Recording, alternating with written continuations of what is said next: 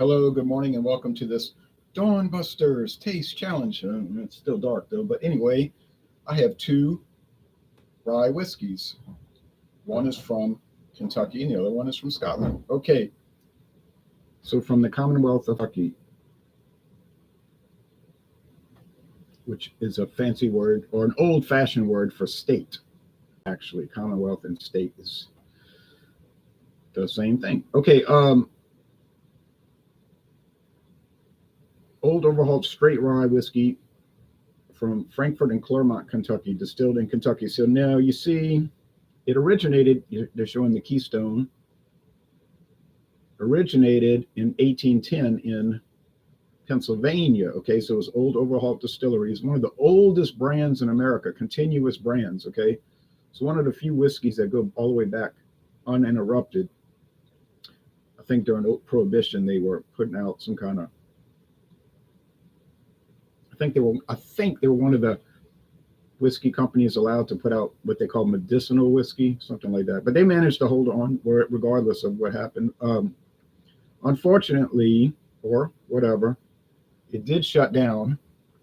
Their company was sold to Beam, and they shut down the distillery. I think it was 1993. But that's typical for the beer, wine, and liquor world. Brown bottle, you can tell it's a Beam bottle. They have a kind of a standard bottle. If you get a bottle of Old Crow, it's a clear glass, but it's the same bottle design. It's one of their standard. They have about 3 or 4 standard bottles. All right, age 3 years, 80 proof. Black cap. This is no longer made. This one was actually discontinued in 2020, and they introduced a new variant in 2020. But I still have about a third of the bottle left. It was $15.98. I can remember the exact price. $15.98 at Walmart. But I didn't buy this. I bought the red cap thinking they were the same thing and just changed the caps. Then I realized later it was different. Oh, I messed up. My friend David tracked it down at Elio's Wine Warehouse, I believe it was, or was it Dorgnac's? One of those 2 stores, and he found it for $17.99. So I ended up having to pay $2 and a penny more. But that was my fault for not studying the bottles carefully. And here is a product introduced in 2021, so it's relatively new. Johnnie Walker High Rye blended Scotch whiskey. It's 60% malted barley, and the other 40% is a percentage, but they don't say, of rye and wheat. Wheat and rye. They say wheat first, so it's probably more wheat. So we know it's 60% rye,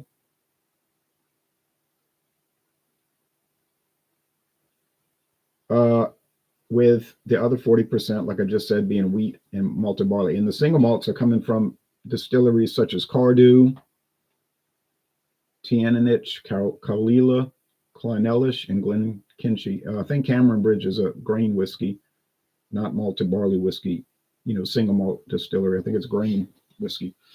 Because by law in Scotland, a blended whiskey has to be grain whiskey, column still, similar to vodka, but it's aged 3 years, and grain vodka, obviously. And then the other whatever percent they want to make it, the other components has to be single malt. It doesn't have to come from the same distillery. Okay, so some people are saying it's not a true rye whiskey because it's blended Scotch. Doesn't matter. Okay, it's still a true rye whiskey. It's over 51% rye. Okay. If they produced this in the United States, it would be a rye whiskey. Well, actually, it would be a blended whiskey by virtue of it's not being aged in new charred oak barrels. They're using first fill American oak. They don't say charred. And reuse barrels that were used probably for bourbon and refilled. Okay, so all they'd have to do in the United States is call it blended high rye, high rye blended whiskey. Everybody would get the point, So anyway, that's that. Here's, like I said, Old Overholt. It is a straight Kentucky rye whiskey, meaning it's aged at least 2 years, in this case 3, in new charred oak. Yes. And it can have no flavoring or coloring added. Whereas if it was just regular rye, if it just said rye whiskey, it would be allowed to have flavoring and coloring added with no disclosure required, I don't think. I'd have to recheck those guidelines. But if you notice, all the flavored whiskeys in the United States today, if they have natural flavors added, they're showing it now. That is not the regulation, but I think the U.S. government maybe kind of leaned on them a little bit, the distillers, and said, you know, what do you think about putting the label on there, or label disclosure? And maybe the distilling companies took that as an implied threat. You know what I mean? Like they could change the regulation or something. I don't know. It could be just in my mind, but it's strange that all of a sudden, the last 5 years, these things that used to just say blended whiskey are now saying blended whiskey with natural flavors and caramel color added, or just natural flavor, however they want to define it, depending on how it's created. So it's nice to know that, I guess. It's nice to know that. Now, Scotch whiskey can have caramel color added, and they don't have to disclose it, and they usually don't. You'll just know it has it by them not talking about it. Because if it says natural color, then you'll know it's not colored. But if it doesn't mention it, then you'll know it is. That's a common practice in Scotland. They add caramel color. And in the United States, they do it too for blended whiskeys that are, you know, in other words, non-straight whiskeys that are not labeled straight. And of course, it's very common in Canada. That's just sort of like a tradition there. Whether you think that's good or bad, that's in the eye of the beholder, but it's a tradition in Canada to add flavoring and color into whiskey. They used to have a lot stricter rule. If you read the old guidelines, it was like a paragraph that long. Now, if you look at the updated guidelines from last year, it's like a 2-sentence paragraph. It just says Canadian whiskey may, not must have, but may contain natural, keyword, natural flavors and caramel color. And it has to be aged 3 years in new or used oak barrels. It doesn't matter. So some people hate Canadian whiskey. Some people like it. Obviously, more people like it than hate it, because look at the #1 selling whiskey in America, in the USA. It's not even made in the USA. Crown Royal is the #1 selling whiskey in the United States, not even made in the United States. So if people across the board hated Canadian whiskey, I'm pretty sure it wouldn't be #1. Okay, that particular brand. Here we go. Come on, daylight. I did go walking at 5:05, and I noticed the street was mostly dry. That's good, but it was cold. James B. Beam Distilling, subsidiary of Beam Suntory since 2014. It's a company, James B. Beam Distilling. It's just part of a company, right? It's like Frito-Lay. That's a company, but it's part of PepsiCo. And I thought about going to their headquarters here, but then I realized it's not really a tour. They don't take you into the distillery. They take you on experience. I'm like, oh yeah, I want to pay all that money to go walk around and look at historical plaques and then taste a little stuff, man. Same thing with Bacardi. I went over there last week in Puerto Rico. And it's $40. It's not like $40. So they ride you. And I asked the guy that was on the tour, I said, how was the tour? Yeah, he said it was worth it, but then he's told me about it. They ride you around in a little cart and point out the buildings and tell you the history of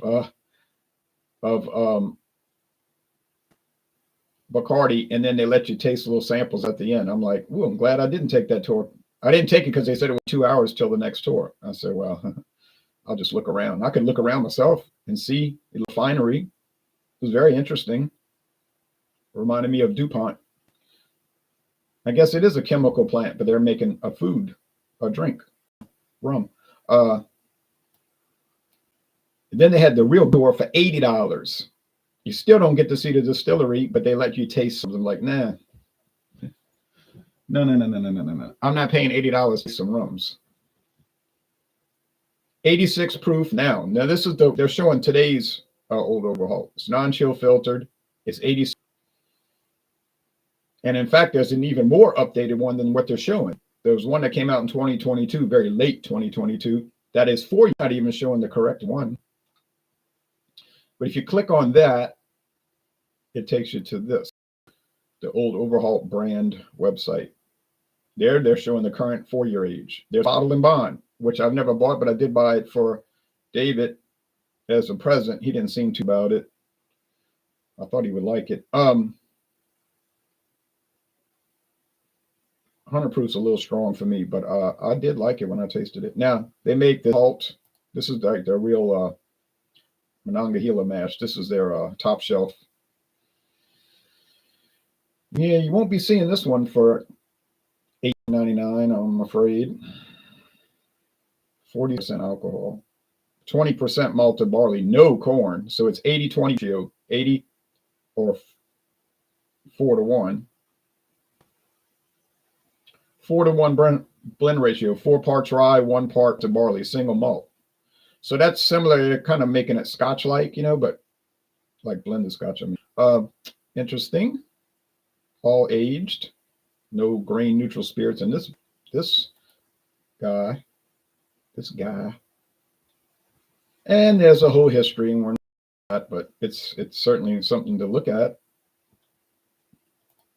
Sometimes the history is more than the product. Now here's the regular old Overholt, the one that Walmart sells. And yeah, you can get it for $20. You notice they don't give you the ratio. They just say straight. So it's maybe 51% rye, and it might be 49%. And that's all right. It's not. It's only 40. It's not made to be a top shelf rye. It's just made to be an economic, you know, regular, like just think of any normal consumer product.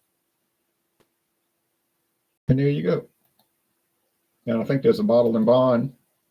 I think there's a High Rye, I meant to say. Oh, whoops. Made a mistake here. Let me show the Johnnie Walker site.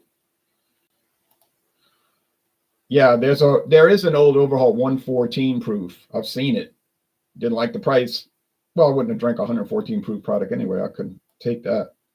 And some people will tell me, you're weak. And my answer would be, you're right. So this is a very interesting development from Johnnie Walker. They're not known for rye whiskey, obviously. But hey, try something different, right? Why not? What the heck? And it there at the top of the bottle above Johnnie Walker, that's on a crown with different royal symbols. That is showing that it is designated an official whiskey of the royal household. It has a royal warrant. It's official whiskey of King Charles III, King of Scotland, England, Wales, Northern Ireland, the Channel Islands, Ascension, Jamaica, the Bahamas, Canada, Australia, etc. All right, Pitcairn Island. Now, Pitcairn Island is one of the most remote countries on Earth. I think there's a British ship that visits it twice a year. It has like 50 people living there. They're all descendants from remember Mutiny on the Bounty? They intermix white with Polynesian. But they have all kind of they've had all kind of internal problems there, and they have a governor. But the governor is also the British High Commissioner of New Zealand. It's like it's not a full-time job, and they rarely go there. So it's a very remote country. But some tourists manage to make it there. Anyway, Urjo says rye is a good wintertime spirit. I agree with that. Good morning, says Herbie. Good morning to you in India. If it's 100 proof, I definitely add water. Yeah, I'm just admitting it. I'm not going to sit here and pretend like I like high proof spirits. I don't. On the other hand, do I begrudge people that enjoy high proof spirits? No, I don't. It doesn't matter to me. I know a guy named Jared. He only drinks barrel proof whiskey. Loves it. I can't stomach it. Does everybody like the same level of hot sauce? No. Is there a good and bad on that? No.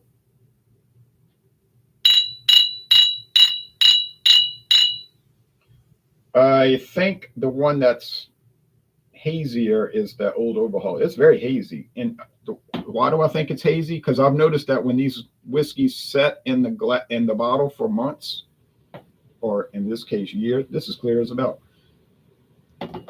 They develop a haze. Now I cannot explain that. But if they're using chill filtering, I think what happens is it makes it clear, and then over time, the particulate matter starts to solidify again, and it's like it settles. There's sediment. Man, when I had when I had some of that Sazerac stuff, whatever Buffalo Trace brands I had, that was down to the bottom 10% of the bottle,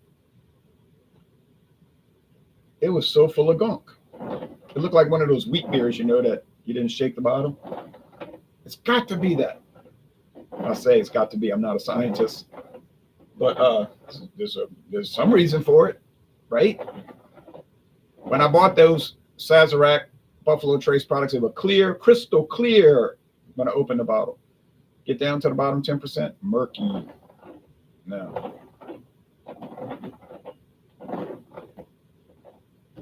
And it happens every time. It's not like it happened once. Like you say, oh, it's a bad bottle. So I got to close my eyes, because if I look down and see that haziness, it's going to be, there's old Overholt. I'm saying that because I don't know for sure, but I know that Johnnie Walker was clear. When I was at the airport in Puerto Rico, not a big airport, it's medium sized, but you go to New Orleans International Airport or Philadelphia International Airport, the Puerto Rico airport looks like a little tiny building, and all their stores shut down at 8 o'clock. Except for two, a coffee shop and a sandwich shop stays open 24 hours. All the rest is closed. Even the ticket counters, all the people leave.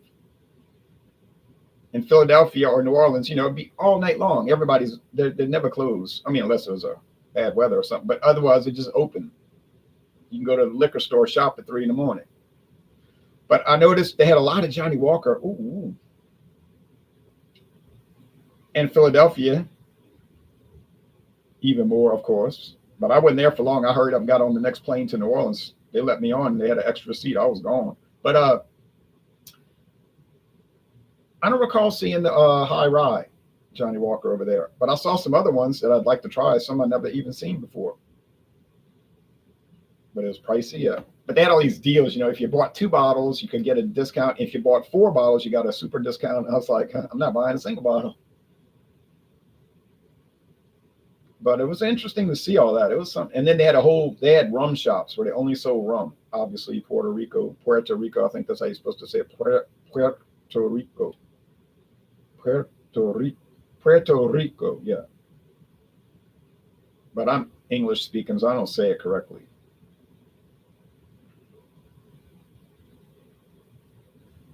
Minty, yeah. Minty, but not so much. They don't smell the same. Now, they both smell like you could tell they're rye whiskey, but otherwise they're not really the same. All right, but at this point, I don't know. Taste time, cheers.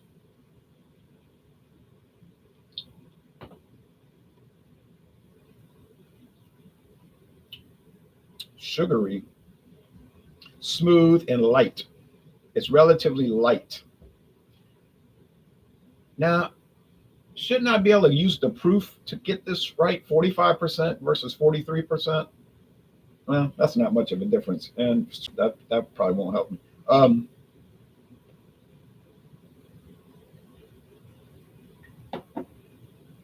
Thicker body, more syrupy, not as smooth. Tastes like they're using corn, ethanol, corn filler.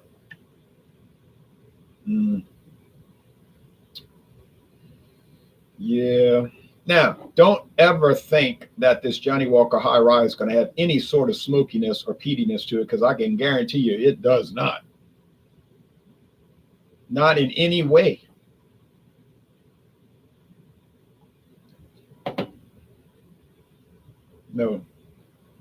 No, but it is candy-like. I find that most whiskey tastes like sugar water in different variations of it, different levels of it.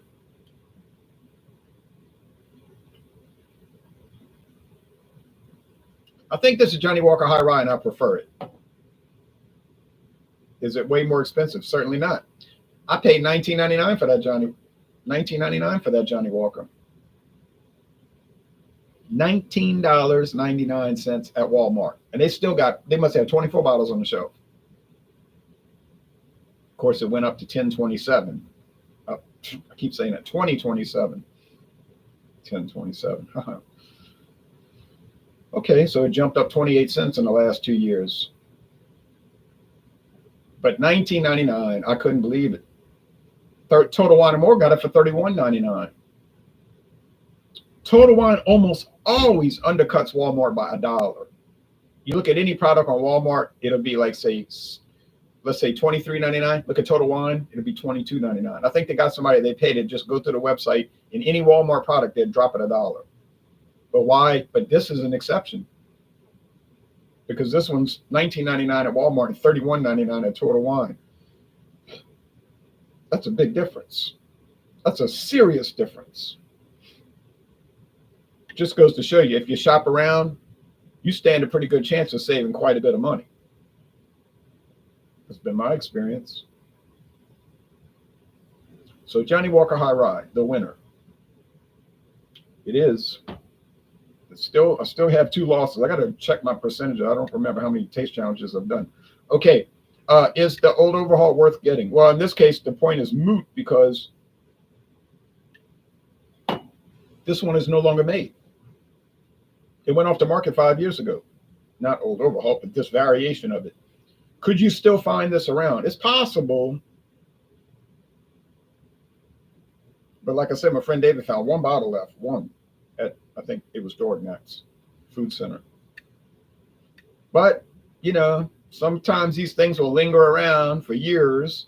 And if you see an old Overholt and you see that black cap, then you got it. Be cognizant of that. Now, if you see the red cap, it's going to be one of the newer versions, either the 86 proof non-chill filtered 3-year age, or the current 86 proof non-chill filtered 4-year aged. They're very similar, not quite the same. Wesley Ethheimer says, Jay, hope y'all had fun last night with the IPA examination. Yeah, you mean not y'all, me. I was the only one that joined. I was the only one who joined. Don't know why. My friend David didn't have an IPA. And I said, I'm not gonna deviate, because that's the theme. And I announced it a month ago. I didn't announce it last, 2 days ago. That's why I announced these things a month ahead, so you have time to. And if something like an ice storm comes, you got it on hand. But my experience with the people in my group is they often wait 20 minutes before we go on the air to start looking for it. They'll tell me, I was driving home and I can't find this product. But why are you waiting till it is the day of the show, y'all? Why are you waiting till the day of the show? I knew IPAs were coming. I had some in my fridge, so I sat on those. I said, I'm not drinking these. I know what's coming. And it wasn't that long. It's not like they're going to get stale that quick. So now I got double IPAs coming up next Wednesday. Yes, you're right. I saved the double IPA that I have in the fridge for next Wednesday. I'm not touching it. I'm not even that thrilled with that one. I think it's all right. It's even good in some ways, but I kept it. It is technically the double IPA. So, hey. And then after that, what's coming up after that? Oh, you know what? I can't remember, but I wrote it down. That's why I write things down. So IPAs, double IPAs.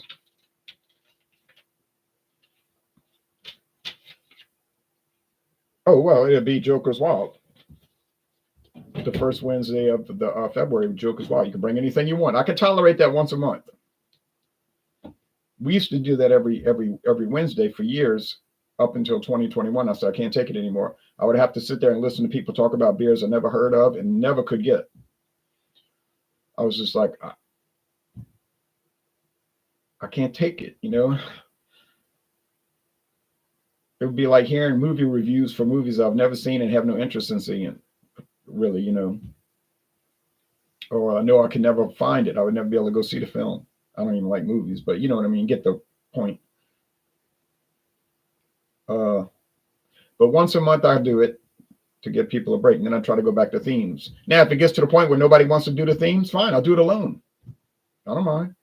Or just shut it down and join Eric's. And then I'll have to listen to all the beers that I'm not interested in. So I'll probably just lay down and watch basketball. I like staying sober time to time. Time to time. I hope most of the time. Not trying to persuade anyone. I always find your videos informative regardless of my state of mind. Well, I think it's best to stay sober most of the time, like 99% of the time. Anyhow, I'm off to work. Take care. You too, Wesley. Hello, Ron, says Maxwell in the Russian Federation. Hello to you, Maxwell.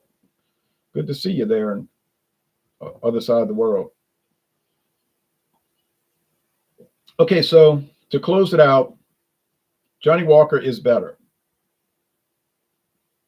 And in my case, I don't have to pay really any more for it. So in my case, can't answer for your area. Do I like Old Overholt, this 80 proof? I like it. Is it really a sipper? Well, I mean, you can sip it. I am right now, as you can see. But it's more of a mixer for making Manhattans or Sazerac. Be fine for that. But to say, oh, I'm going to give this as a gift, I don't think that would be too good of an idea.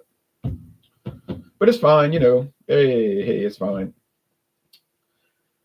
Glad I bought it. Got no problem with it. Okay, now, tomorrow, obviously, you know what's coming tomorrow. Assuming I can do one tomorrow. The work schedule's all flip-flopped and crazy because of the weather, so tomorrow may not happen. But that's all right. Let's say Saturday then. Let's say we don't get to do tomorrow. Saturday. Hey, no problem. Saturday will be the next Old Overholt, the Red Cap 86 proof 3-year age, non-chill filtered. And then Sunday, Old Overholt, Red Cap 86 proof, non-chill filtered, 4-year age. And I think it'll be the same outcome. Don't know that. We'll find out. All right, well, y'all take care. Thanks for watching. Now I'm going to go try to do some more walking, but 1 mile in 22-degree weather. No wind, at least. Thank goodness. No breeze at all. Still air, which is good if you're trying to stay warm. Bad for pipes, though, because then it gets colder. But I got the water running. They've been working. All right, y'all take care. Bye-bye.